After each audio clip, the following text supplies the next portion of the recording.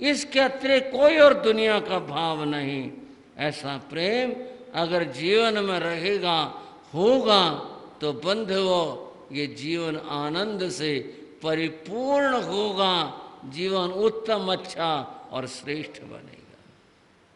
तो आज का ये दिन ऐसा ही संदेश देता है, प्रेम का संदेश देता है।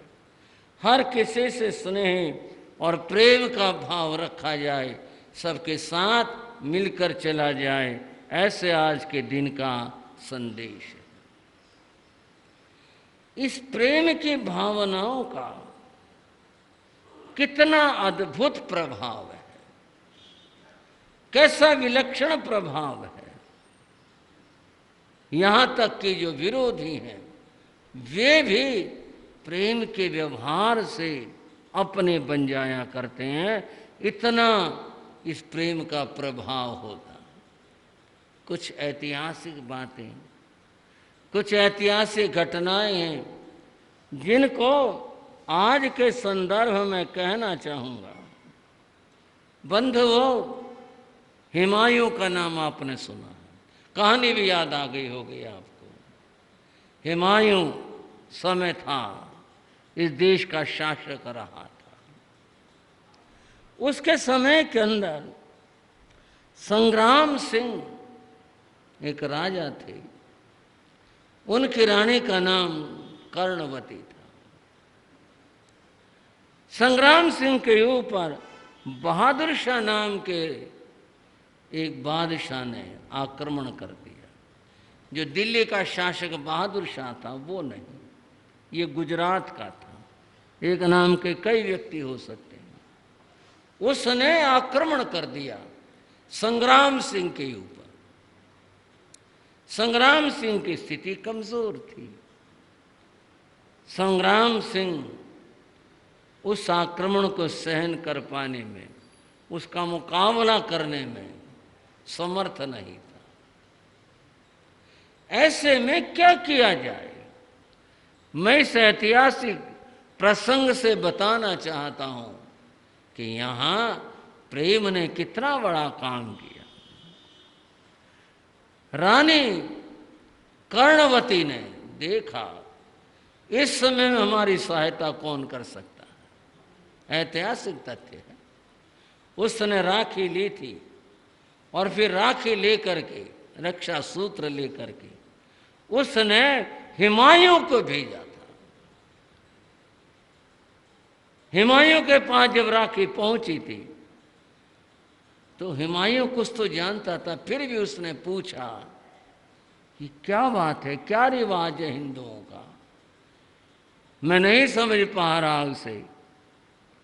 तो ले जाने वाले ने बताया था कि ये हमारे यहाँ बहन भाई को देती है। इन धागों का अर्थ है कि आप मेरे भाई हैं। तो कर्णवती ने हमें अपना भाई माना है। बोले हाँ जी, हिंदुओं की ये परंपरा है, यही मान्यता है। ये मात्र धागे नहीं है, यह एक नारी का स्नेह और प्रेम है अपने भाई के प्रति। ये उसके प्रतीक, वो हमें भाई मानती है। हाँ जी, हम उसके लिए क्या कर सकते हैं? हुमायूं को बताया गया कि संग्राम सिंह के ऊपर, उनके राज्य के ऊपर बहादुर शाह ने आक्रमण कर दिया है। तो हुमायूं ने कहा था हम संग्राम सिंह की मदद करेंगे, और बंधुओं उसने मदद की थी। ये इतिहास का प्रसंग क्या कहता है कि ये धागे मात्र धागे नहीं है, ये भावनाओं के प्रतीक हैं। इनमें बहुत कुछ संदेश रहा हुआ है। भाइयों, अगर कुछ बात मैं बीच में कहता हूं उसका कष्ट मत मानना। ये प्रेम के प्रतीक धागे हैं, ये रुपयों का लेन देन वाला मामला नहीं है। आज जो रक्षाबंधन का स्वरूप भारतवर्ष में बन चुका है वो बस यही है कि बहन राखी बांध देती है और बदले के अंदर भाई कुछ राशि, कुछ रुपए दे देता है, मैंने कहा अगर बहन ने एक बार भी रुपए गिन लिए, ये क्या दिया है, तो फिर वो जो प्रेम का भाव है वहाँ स्वार्थ आ गया, और स्वार्थ आते ही प्रेम नष्ट हो जाता। ये तो प्रेम के प्रतीक हैं। रही बात भाई वो रुपयों का मामला नहीं, वो तो जीवन का मामला है कि मैं अपने बहन के लिए सब कुछ करने के लिए तैयार हूँ। इसके जीवन में जो भी कोई किसी प्रकार का कष्ट मुसीबत आती है, मैं उसमें अपनी बहन के साथ हूँ, मैं अपनी बहन की मदद करूँगा, इस बात की सूचक है। तो मामला रुपयों का नहीं, मामला स्नेह और प्रेम का मामला है। इस स्नेह ने और प्रेम ने जीवन बदल दिए, स्नेह ने और प्रेम ने व्यक्तियों की राह बदल दी। इस स्नेह और प्रेम ने बंधुओं डाकुओं को भी बदल करके रख दिया। डाकुओं का क्या मामला आया, थोड़ा बताना चाहूँगा। यह भी है तो लोक कथा, लेकिन लोक कथा में भी इतिहास जुड़ा होता है। ऐसा ही एक प्रसंग है, इस राखी का, राखी के धागे का, और इस धागे में कितना बल है इस बात का, और व्यक्ति को कैसे ये बदल देता है इस बात का। जमाना वो था जब भारतवर्ष के अंदर आतंक था, किसका? डाकुओं का। और डाकुओं के भी बहुत सारे नाम आते हैं, आपने भी सुना होगा। एक सुल्ताना डाकू हुआ है। कौन भाइयों? आपको ऐसा नाम तो है नहीं जो मैं बार बार ले आऊं, ये तो इतिहास का नाम है, सुल्ताना डाकू। बड़ा भयंकर आदमी था। सुल्ताना की जो बात पढ़ी जाती है, बड़ा क्रूर आदमी था। उसके पास एक अच्छे खासे फौज थे डाकुओं की, उसके पास घोड़े थे, हथियार थे, बड़ा भयंकर आदमी था। जहां भी जाता था डाका डालने के लिए, बस वहां सब कुछ तबाह कर देता था। सुल्ताना ऐसा व्यक्ति था। पुराने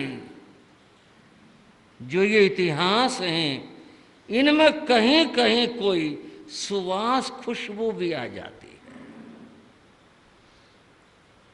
सुवास क्या आ जाती है कि ये डाकू तो थे, परंतु इन डाकुओं के भी कुछ सिद्धांत थे।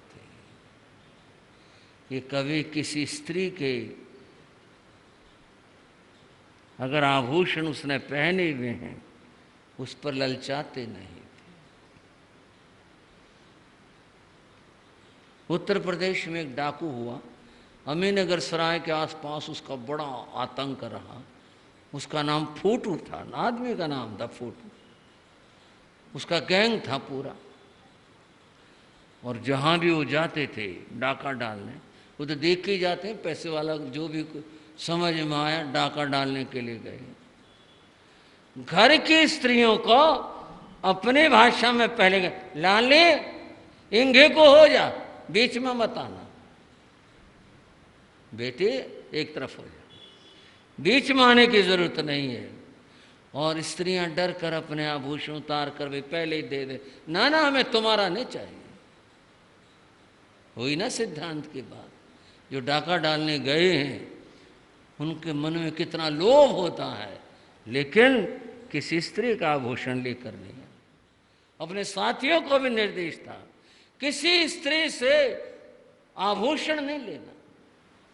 और घर में जो है वो तो फिर डाकू गए किस लिए है, जो कुछ आप समझते और जानते हैं।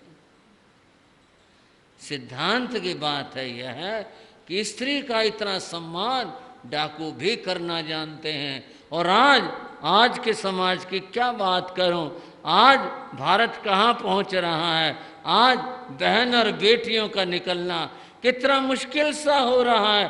कई जगह सुनते हैं चैन झपट ली, ऐसा कर दिया, ऐसा कर दिया।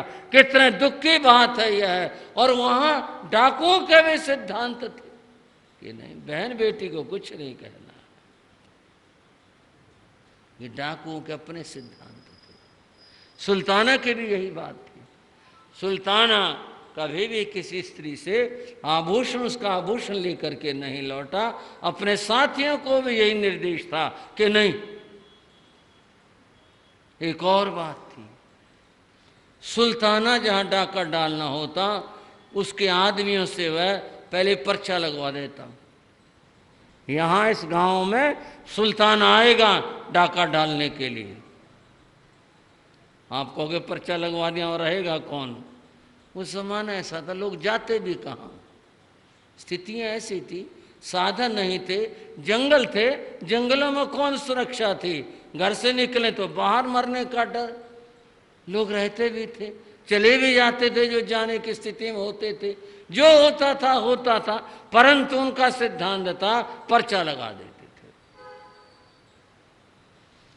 एक गांव के बाहर एक मकान पर एक पर्चा चिपकाया गया और पर्चे की जो इबारत थी वो थी, मैं सुल्ताना डाकू घोषणा करता हूं, इस तारीख में इस गांव में आऊंगा, डाका डालूंगा, तुम अपने जो सुरक्षा कर सकते हो कर लेना, यानी अपने पुलिस को बुला लेना। लोगों ने उस पर्चे को पढ़ा, कांप गए लोग। तो क्या होगा? सुल्तान आएगा, अपने फौज लेकर के आएगा, क्या करेगा? जो बेचारे अपना प्रबंध और बचाव कर सकते थे उन्होंने अपने बचाव भी किए, पर गांव जाए कहां? क्या छिपा सकते थे? जो कर सकते थे उन लोगों ने किया। सबके दिल धड़क रहे थे, सुल्ताना आएगा, सुल्ताना छोड़ेगा नहीं। किसने अगर सामना करने की कोशिश करे, उसका जवाब उसके तलवार था, वह मौत के घाट उतार देगा।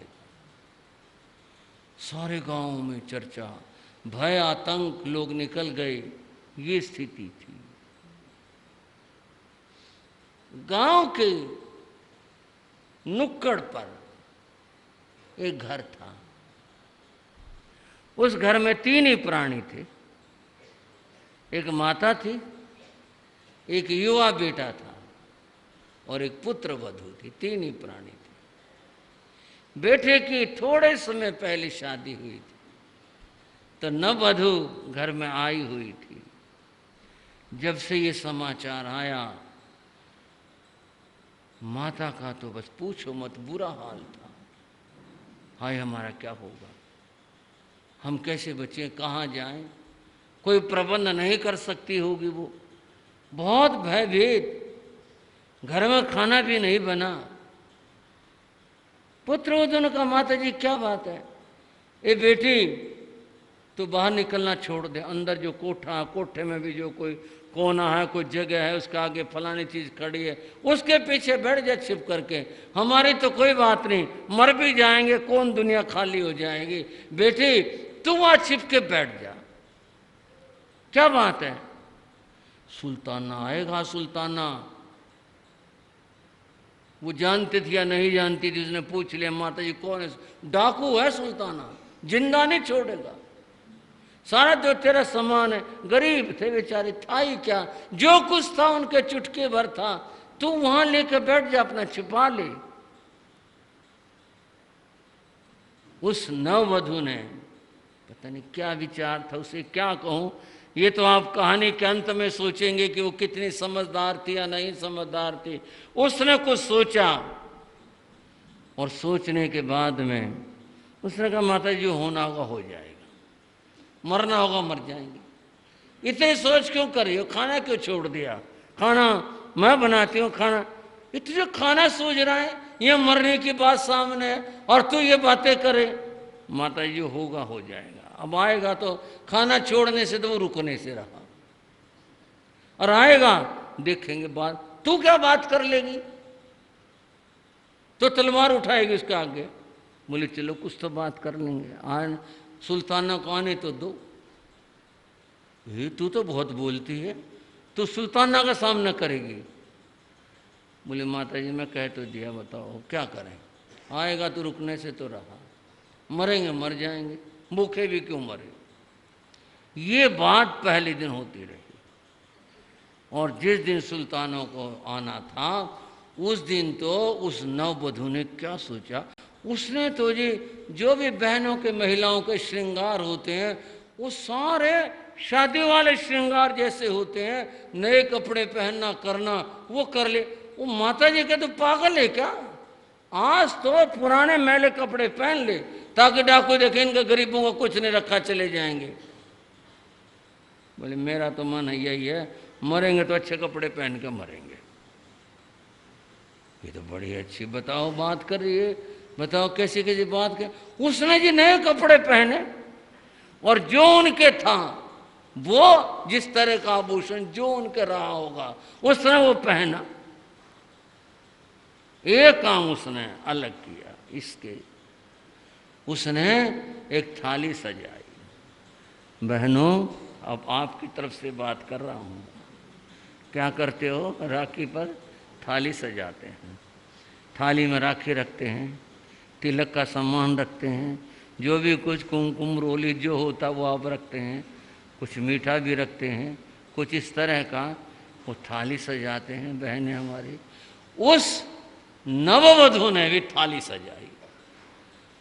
उसके साथ देखिए क्या कर रही है ये, थाली सजाई, थाली उसने रखी और वो अपने उन कामों में ही लगी हुई थी।